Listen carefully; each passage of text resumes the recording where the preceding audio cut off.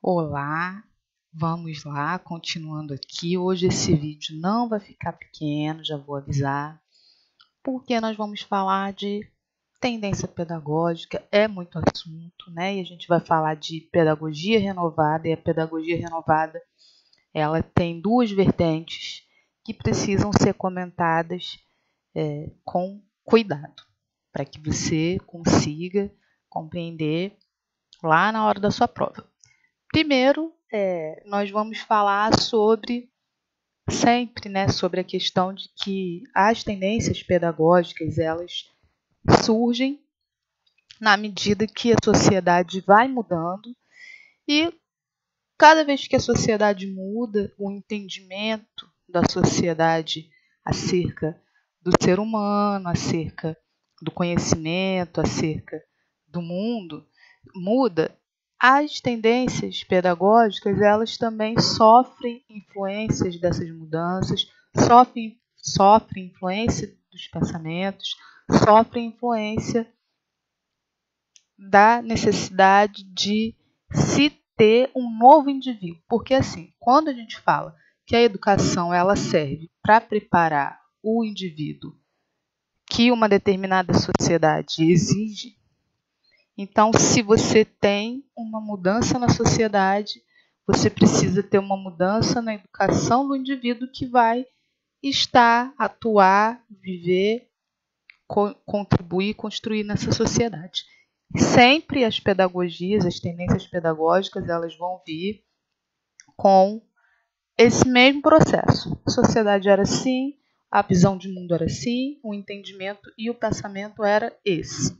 Por exemplo, na pedagogia que nós estudamos anteriormente, pedagogia tradicional, você tinha uma sociedade ali que é anterior à Revolução Francesa, anterior ao modernismo, anterior até ao capitalismo propriamente dito. Embora você já tinha uma sociedade dividida por classes, você tinha o clero, né, a nobreza, que formavam as elites e depois vieram a classe política que faziam parte das elites e as pessoas escravizadas, né, as pessoas pobres, os índios, e ali você tinha uma outra classe que era a classe desfavorecida, e você tinha uma educação que visava contribuir para que cada pessoa nessas classes se preparasse para atuar nos seus papéis.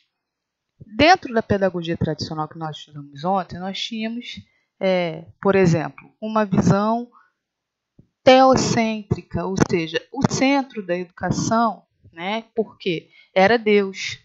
Deus era o centro de tudo, o criacionismo muito forte, né? As instituições de ensino ali completamente influenciadas e dominadas pelo entendimento de que Deus existe, Deus governa e todo o conhecimento, todo o entendimento era baseado em Deus, né? Então você tem aí um teocentrismo.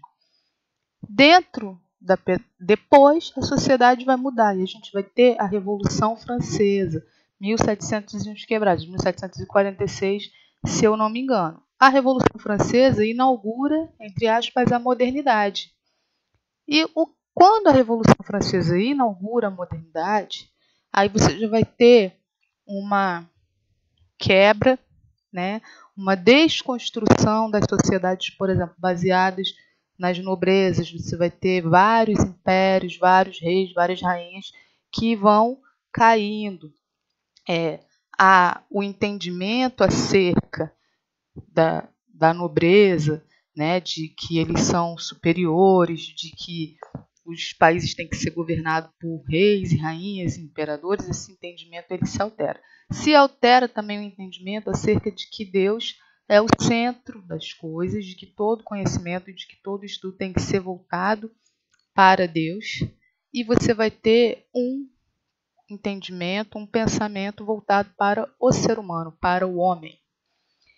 Ainda vai permanecer a questão da classe, do pobre, do rico, ainda vai permanecer a questão do capitalismo, do liberalismo. Aqui sim a gente vai começar a ter né, realmente, vamos dizer assim, uma construção da sociedade capitalista em si. Vai começar, né, a surgir as empresas, as fábricas, essa ênfase, né, no empresário, no capitalismo em si, né? Tanto que depois vai vir a Revolução Industrial mais à frente, dentro desse panorama histórico. Nesse momento que a Revolução Francesa vem e dá origem ao modernismo, o pensamento ele começa a ser modificado. Então, as tendências pedagógicas elas vêm para atender às demandas da sociedade e elas vêm de acordo com o entendimento que se tem de sociedade, com o entendimento que se tem do ser humano, com o entendimento que se tem do mundo. Quando a Revolução Francesa explode, ela vai fazer uma mudança, o nome já diz, é uma revolução. Ela vai mudar a forma como a sociedade enxerga o ser humano, como a sociedade enxerga Deus, como a sociedade enxerga o mundo. Ainda vai permanecer a questão do pobre e do rico, como eu falei, por isso que essa pedagogia agora ela vai começar a ser renovada. Então você já vai ter aí o embrião, né, de uma pedagogia que agora ela não tem mais um compromisso com Deus, ou seja, ela não é mais teocêntrica. Essa pedagogia agora é humanista. É o ser humano que importa, é o ser humano que faz, é o ser humano que muda, é o ser humano que move, é o ser humano que age. Então, o ser humano precisa ser valorizado, ser trazido para um novo patamar dentro do processo de ensino-aprendizagem, porque é esse ser humano que vai atuar no sentido de se criar a sociedade que se quer. E também essa educação ela tem o dever de formar seres humanos, de formar indivíduos capazes de atuarem e de se desenvolverem dentro dessa sociedade humanista.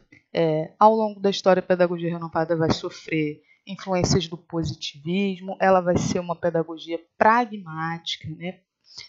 O pragmatismo ele vem de uma necessidade de se entender mesmo, empirista, ou seja, tudo vai ter que passar pelo crivo da ciência, né? É o famoso empirismo.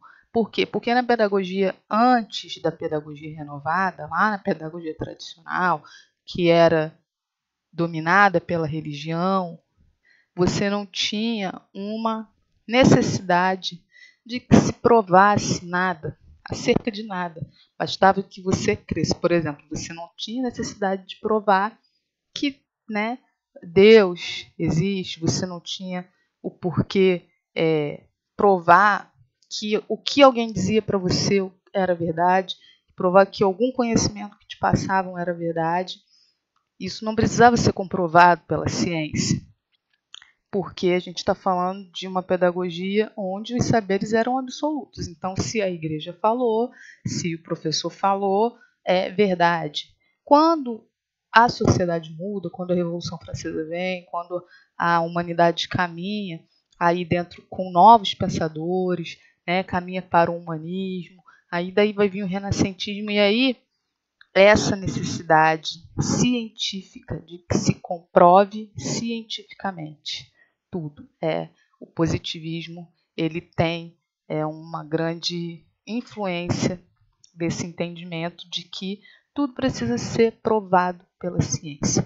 Então você vai ter que fazer experiências para provar o que você está dizendo, o que você está mostrando, o que você está ensinando, né? É também nesse período, mais ou menos, depois da Revolução Francesa para cá, por uma forte influência do positivismo e dessa necessidade, né, de se desenvolver uma pedagogia onde tudo tem que ser provado cientificamente, os conhecimentos eles têm que ser tratados de uma forma muito específica, muito individual.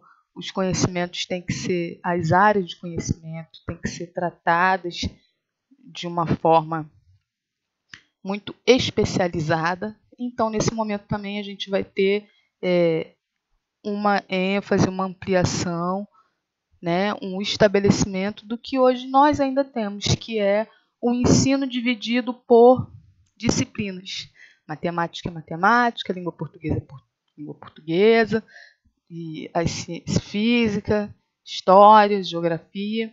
Então, essa divisão, né, do estudo das áreas de conhecimento por disciplinas, uma ênfase na especialização do entendimento desses conhecimentos, uma ênfase na necessidade de se comprovar esses conhecimentos, tudo isso daí é base, pano de fundo, onde você vai ter, né, uma mudança, uma alteração do panorama que influencia a pedagogia. Então, dentro dessa nova sociedade, onde o homem é o centro, onde tudo tem que ser provado pela ciência, onde você precisa de um indivíduo, de um ser humano que seja capaz, né, tanto de se conduzir, de se posicionar, de atuar, como seja capaz de agir na sociedade. Você então agora precisa de uma nova pedagogia, novos métodos de ensino, novas visões. Como todas as pedagogias, a gente sempre vai ter por trás dessas mudanças de pedagogia pensadores responsáveis por essas mudanças que nós vamos comentar mais à frente. Então, agora, nesse novo tempo, nós vamos entrar numa fase da história onde a pedagogia tradicional, aquela pedagogia baseada na crença, aquela pedagogia baseada no saber absoluto, onde não se precisa pesquisar mais nada, né? Aquela pedagogia baseada no enciclopedismo, né? Aquela pedagogia livresca, como ler o livro, está escrito aqui, isso aqui é verdade, aprendeu, tá bom, é suficiente. Essa pedagogia ela agora deixa de servir à sociedade e a gente vai entrar na pedagogia renovada. Lá por volta de 1800 e uns quebradinhos vai se ter os primeiros desenhos aí da pedagogia renovada. Então, o que é a pedagogia renovada? Primeiro, você precisa saber que a pedagogia renovada ela é, tá, uma pedagogia liberal e ela ainda é considerada tradicional. Por que essa pedagogia que vai trazer algumas mudanças em relação à visão de mundo, ao tratamento do conhecimento? Por que essa pedagogia agora ela vai ainda ser chamada de pedagogia liberal e tradicional? Porque ela ainda tem um compromisso com a sociedade vigente, com o capitalismo. Em nenhum momento essa pedagogia ela vai trabalhar por uma mudança na sociedade. Não. Ela vai agora trabalhar para que o indivíduo seja cada vez melhor, que ele se desenvolva cada vez melhor dentro das suas potencialidades e das suas individualidades para atuar na sociedade vigente.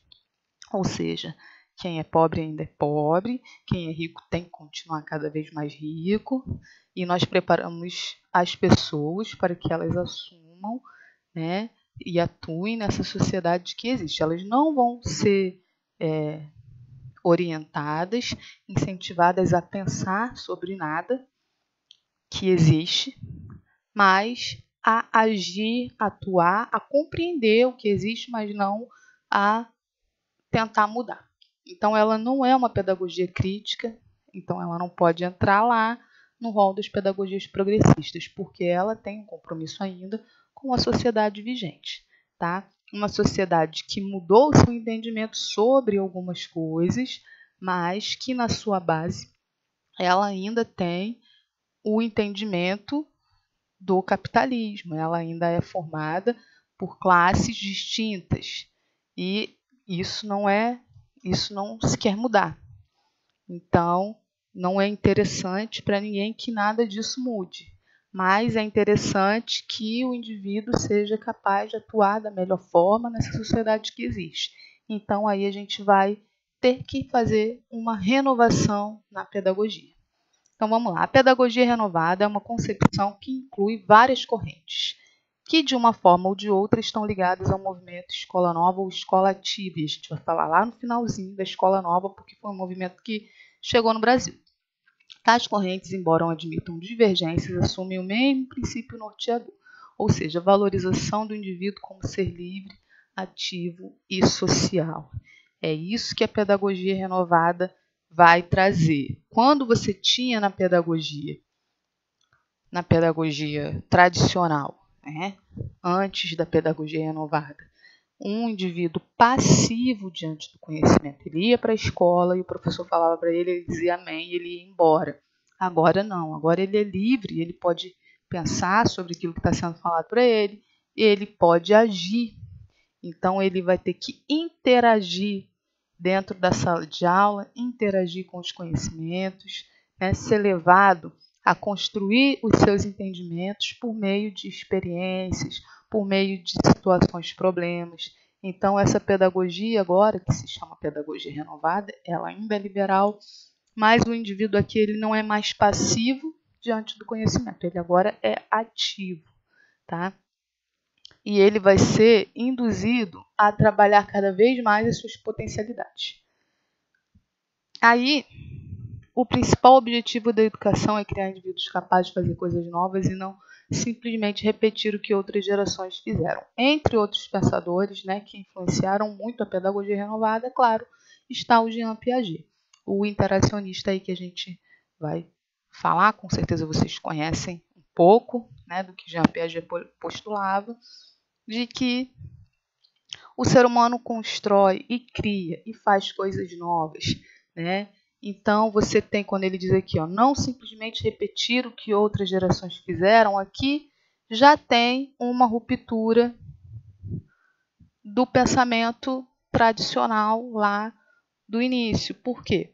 Porque no início você tinha exatamente isso, que você vai aprender o que as outras gerações fizeram e disseram e vai continuar no caminho delas, né? O ensino enciclopédico, toda a humanidade já fez, já conhece, já sabe tudo que tinha para saber e agora a gente só vai ficar repetindo.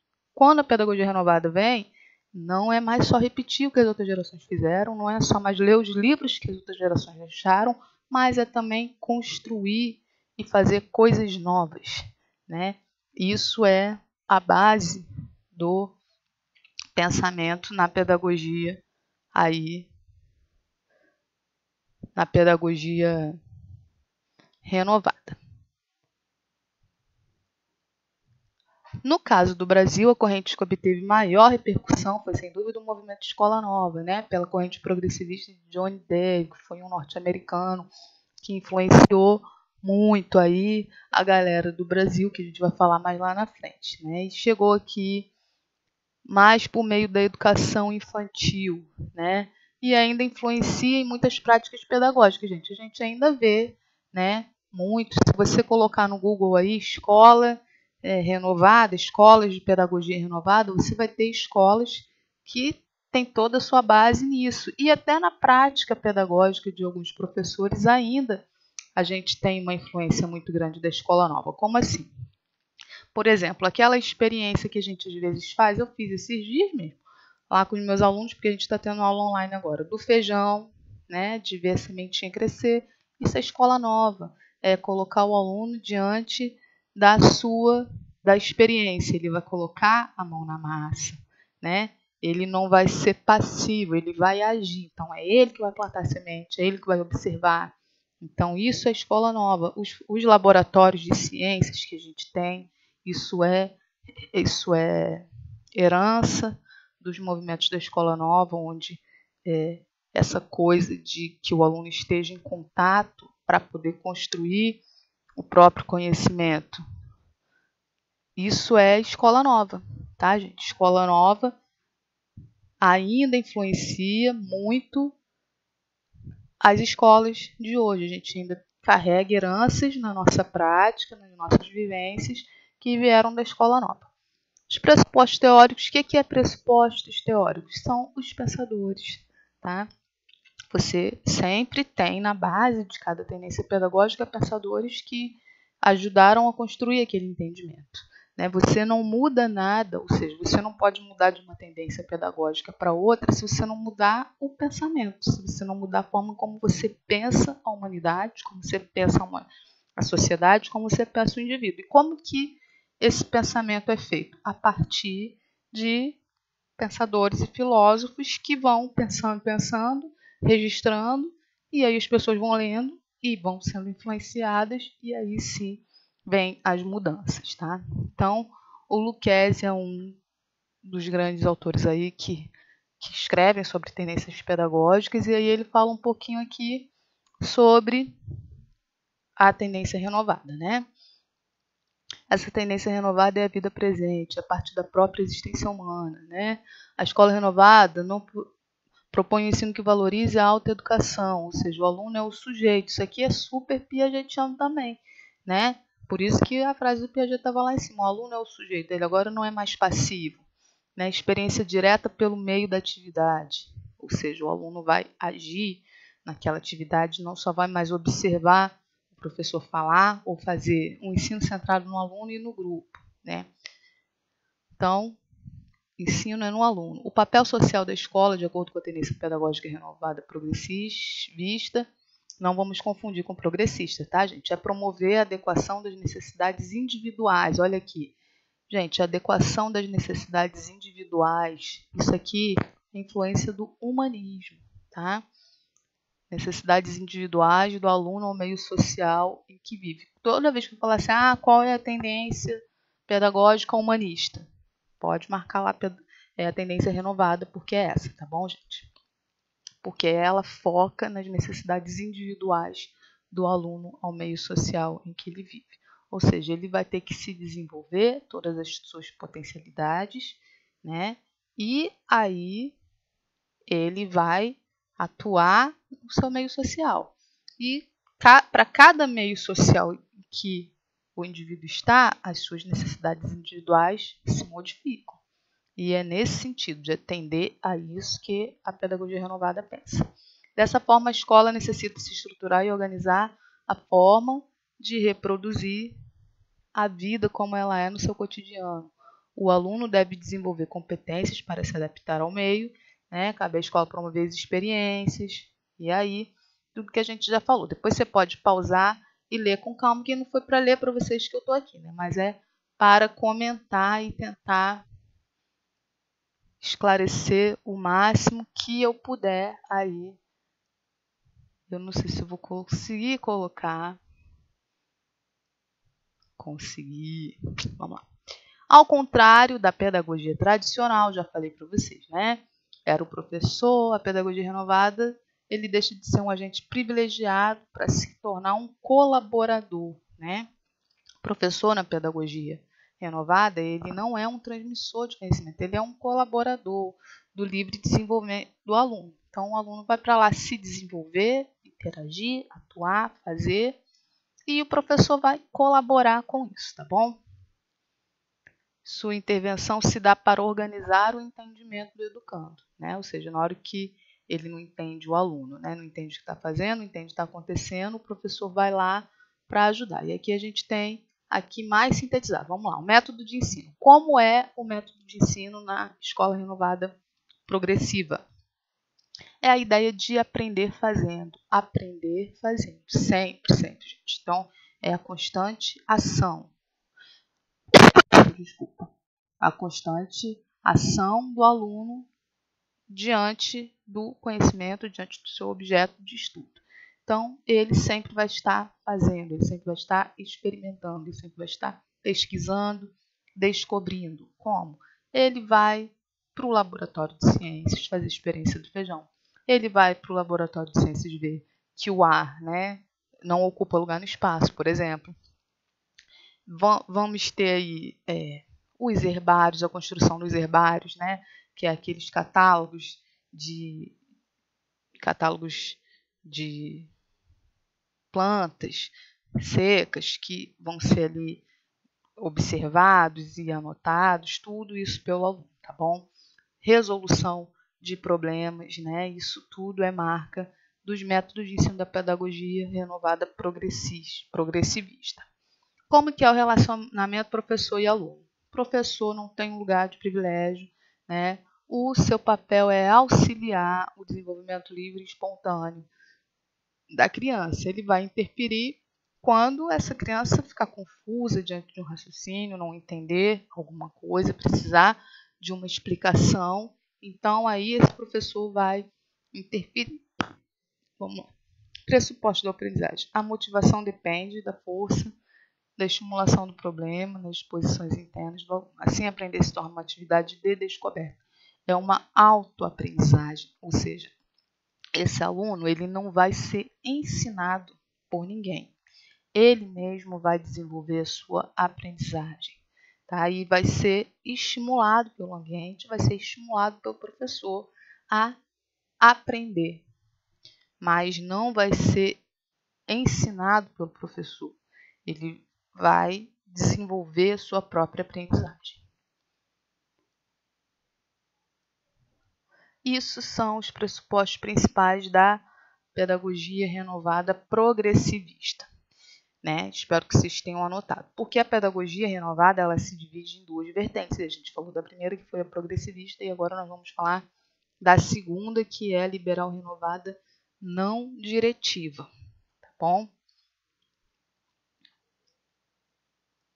Qual é a diferença da pedagogia renovada progressivista para a pedagogia renovada não diretiva? A pedagogia renovada progressivista, que nós falamos agora, ela tem o seu papel, ela entende que o papel da educação é fazer com que o aluno atue, experimente, descubra, se desenvolva, né? Na medida que ele atua sobre conhecimento, que ele aprenda a aprender, que ele mesmo deforma a sua aprendizagem e ela tem essa função.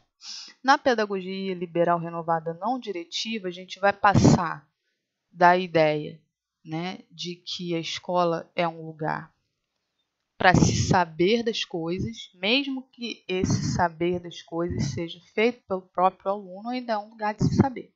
Ainda é um lugar de conhecer, um lugar de descobrir, um lugar de aprender sobre o mundo. Na pedagogia liberal renovada não diretiva, agora o foco é na formação das atitudes, tá, do aluno. A razão pela qual deve estar mais preocupada com os problemas psicológicos do que com os pedagógicos ou sociais. Todo esforço está em estabelecer um clima favorável, uma mudança dentro do indivíduo. Então, agora você vai ter um foco da psicologia, a formação de atitudes e valores dentro da pedagogia renovada não diretiva. Nisso ela difere da pedagogia progressivista, porque agora ela não está mais, o foco não é mais o conhecimento e nem os conteúdos, mas o próprio aluno, os seus sentimentos em relação ao mundo, as suas ações, as suas reações, as suas atitudes, tá bom? Então, para essa pedagogia, a função da escola, a principal função da escola, não é oferecer conteúdos e saberes, mas formar atitudes e valores. Essa que é a diferença. Os conteúdos do ensino, a ênfase que esta tendência põe nos processos de desenvolvimento das relações, da comunicação, torna secundária. Então, se aqui eu não entendo que o papel da escola é que o aluno aprenda, por exemplo, português, matemática, ciências naturais, etc., eu quero que ele desenvolva atitudes, que ele desenvolva posturas, que ele aprenda a lidar com as suas próprias reações, com os seus próprios sentimentos, que ele se realize como indivíduo, tá? E aí ele possa atuar na sociedade da melhor forma. Então, aqui, por essa razão, a transmissão de conteúdos, os conteúdos, eles vão para um segundo plano. Tá? Os processos de ensino visam facilitar os estudantes para buscarem por si mesmos os conhecimentos, mas são dispensáveis. O que importa é se ele consegue se desenvolver como ser humano, como indivíduo, se ele é capaz de desenvolver posturas em relação ao mundo, em relação a si mesmo, em relação ao outro. Então, aqui você não vai ter métodos, né? Aqui na pedagogia progressivista anterior, você ainda tinha um método. Qual era o método? Resolução de problemas, levar para o laboratório, colocar o aluno em ação todo o tempo durante a aprendizagem, porque ele é o sujeito. Mas existe um método e existe um conteúdo a ser buscado. Na pedagogia liberal renovada não diretiva, você já não tem mais essa preocupação nem com o método, porque você não tem mais um conteúdo a ser buscado. Aqui você tem uma preocupação em que o aluno consiga desenvolver a sua personalidade, a sua individualidade. Ainda podem observar que é baseada no pensamento humanista, só que agora a gente deixa um pouco do positivismo, a gente deixa um pouco da preocupação com a ciência, né, da preocupação empírica, da preocupação com a experiência, da preocupação com o conteúdo, e vai ser só humanista mesmo, humanista, subjetivo e psicológico, tá? Então, toda vez que eu falar de pedagogia renovada, não diretiva, eu estou falando de uma ênfase muito grande na questão da subjetividade, da personalidade, da individualidade e da psicologia. Como que é o relacionamento do professor e do aluno na pedagogia não diretiva? Claro que o aluno é o centro, né? Porque o objetivo é formar a sua personalidade através da vivência e das experiências que permitam desenvolver as características da sua própria natureza, né? A motivação resulta do desejo de adequação pessoal na busca da autorrealização. E é, portanto, um ato interno, ou seja, é uma autoeducação interna. Ele vai se educando, né? A sua forma de ver o mundo, a sua forma de interagir, a sua forma de compreender o outro, o seu autoconhecimento, né? Quem eu sou, o que eu quero, o que eu gosto, o que eu não gosto, o que eu quero fazer e como é que eu reagiria numa determinada situação ou na outra, tá? E conforme ele vai descobrindo que ele é capaz de agir em termos de atingir suas metas pessoais, ele vai ficando cada vez mais motivado, ou seja, ele vai aprendendo a se valorizar, a valorização do seu eu, ou seja, quem eu sou com as minhas personalidades, as minhas características, o que eu gosto, o que eu posso, o que eu consigo, o que eu quero, tá bom?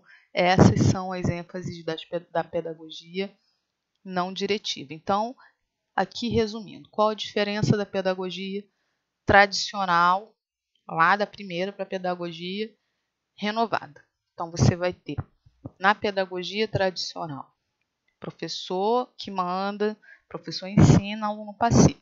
A relação com o conhecimento. O conhecimento todo já foi feito da humanidade, não preciso mais descobrir, construir nada, eu só preciso aprender o que já foi falado até hoje, né?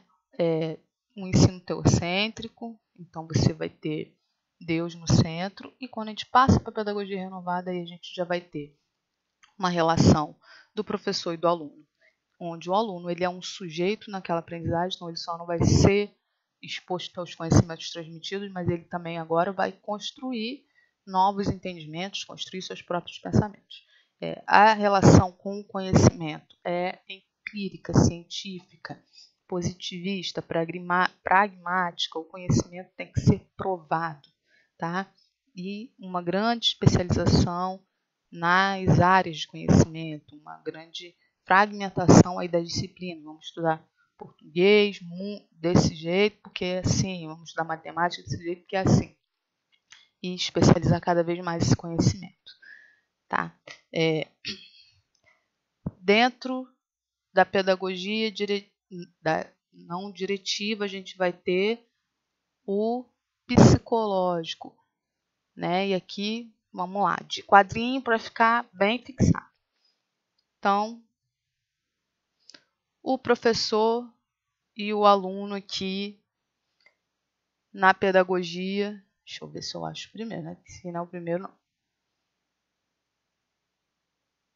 Vamos ver, gente. Vou fazer aqui, depois eu faço um vídeo só com esse quadrinho para não enrolar. E aí, como que foi no Brasil essa questão da escola renovada? A gente sabe que a tradicional no Brasil foi quem? Não esqueçam, os jesuítas, né? E aí depois, mais à frente, veio o... Esqueci o nome dele agora, gente. Mas não sei se a gente vai lembrar depois, porque eu vou ter que falar mais. Ele veio e botou os jesuítas para correr, né? Mas a nossa escola primeira, tradicional, é com os jesuítas. E como que foi a escola, a pedagogia renovada no Brasil? A pedagogia renovada no Brasil foi isso aqui, gente. Tá? Foi alguns dos nossos pensadores e autores brasileiros sofreram uma forte influência do John Dewey, que é um grande nome da pedagogia renovada nos Estados Unidos, e influenciados por esse pensador vieram para o Brasil para tentar fazer no Brasil isso. Tá? O primeiro, né, foi o Rui Barbosa. Então vamos lá. A Escola Nova no Brasil. No Brasil, a Escola Nova buscava a modernização, a democratização, a industrialização e urbanização da sociedade. Né? Os educadores apoiavam suas ideias e entendiam que a educação seria responsável por inserir as pessoas na nova ordem social, conhecido também como Escola Novismo. A Escola Nova chegou no país por volta de 1920, né, com as reformas de ensino em vários estados brasileiros. Então, o que aconteceu? Aconteceu que a sociedade estava mudando. O que houve nesse período todo que eu falei, desde a Revolução Francesa, né, até aqui 1800 e final de 1800 a 1920? Aconteceu a Primeira Guerra Mundial, depois aconteceu a Segunda Guerra Mundial, a Revolução Industrial. Então, o Brasil precisava se modernizar. Né? Para você modernizar o Brasil, você ia precisar de indivíduos capazes de trabalhar, de atuar, de construir um país moderno. Então, onde é isso feito? Na escola. Então, se houve aí um movimento, né, em favor de colocar no Brasil, de estabelecer no Brasil, de ampliar a escola nova. Por quê? Porque eles acreditavam que a escola nova seria capaz de formar os indivíduos que esse país moderno, industrializado, urbanizado precisava. Tá bom? Então, você não tem como ter um país moderno se você não tem uma educação que prepara os cidadãos para construir, para atuar, para desenvolver esse país moderno. Tá? Rui Barbosa, né? Rui Barbosa lá no finalzinho dos anos de 1800, ele foi o primeiro, né? A Escola Nova acredita que a educação é o exclusivo elemento eficaz capaz para a construção de uma sociedade. Então, você tinha que renovar a educação.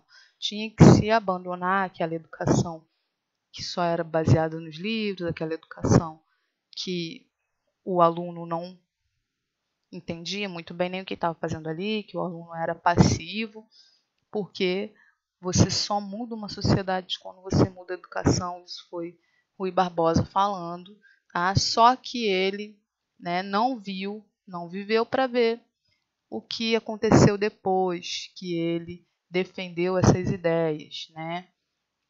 A Escola Nova surge no Brasil fortemente influenciada pelas ideias pedagógicas de Rousseau.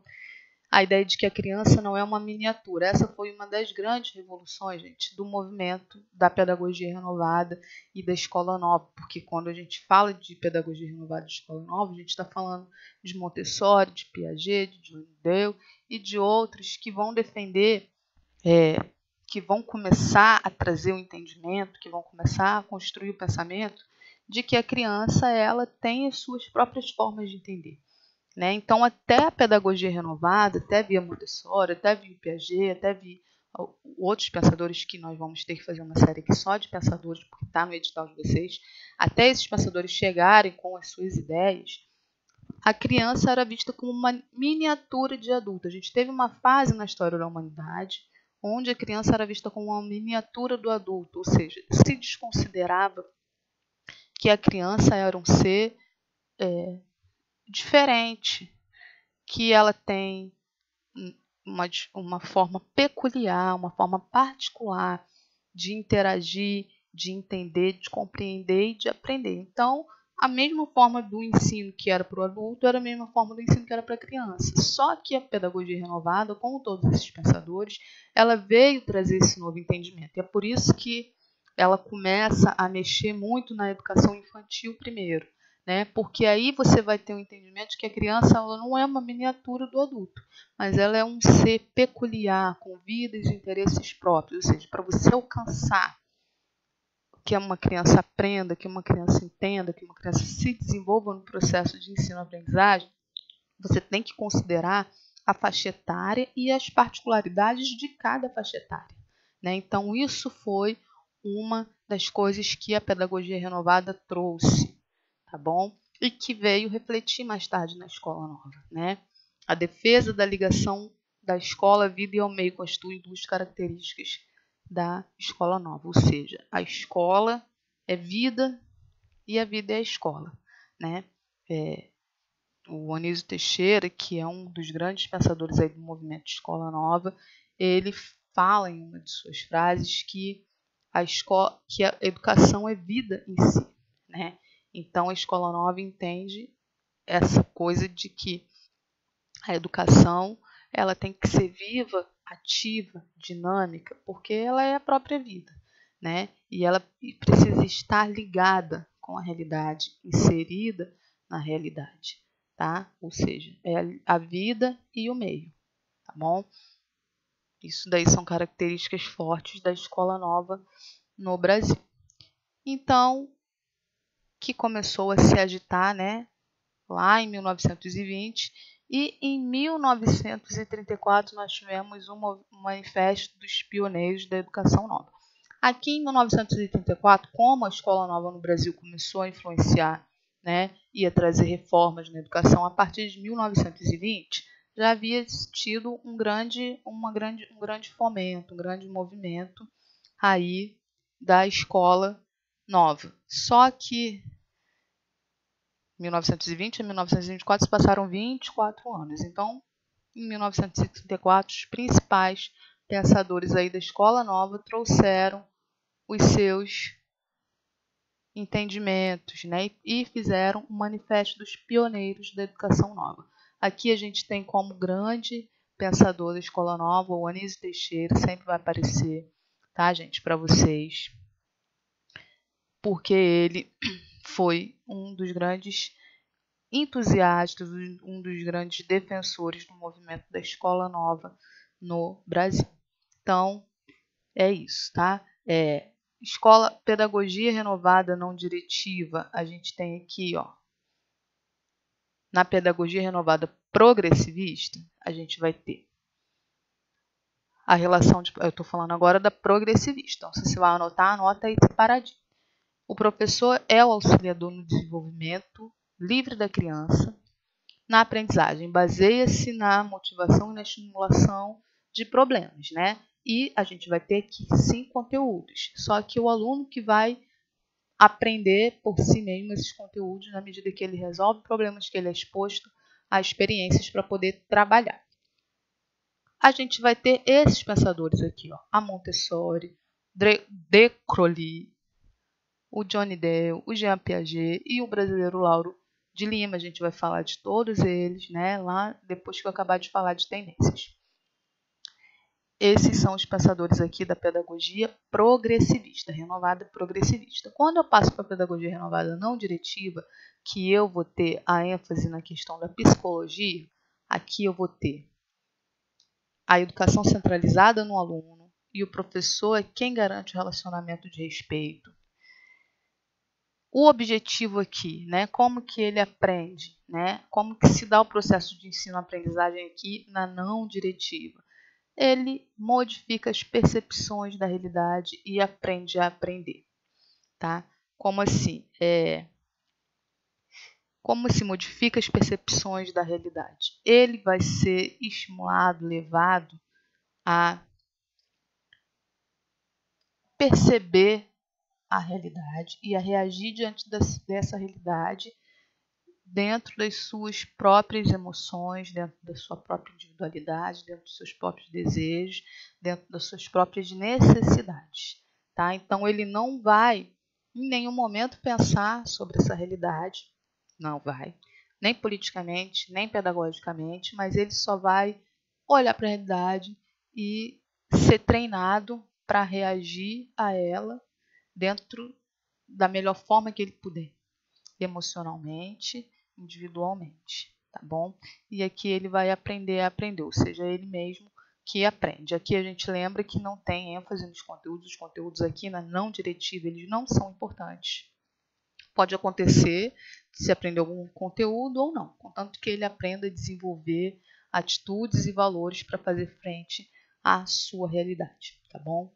E aqui, como pensador principal, tá, da não diretiva, a gente vai ter o Carl Rogers. É o principal nome. Lá na progressivista a gente tem um montão de nome. Aqui é basicamente o Carl Rogers, tá bom? Que foi um psicólogo aí muito famoso, que também a gente vai falar depois, tá? Foi essa aí a minha contribuição sobre pedagogia renovada, progressivista e pedagogia renovada não diretiva. Tomara que vocês vejam o vídeo até o final. Vou pedir like, vou pedir inscrição sempre, porque me ajuda e também me incentiva, né? Sinal que eu estou indo no caminho certo.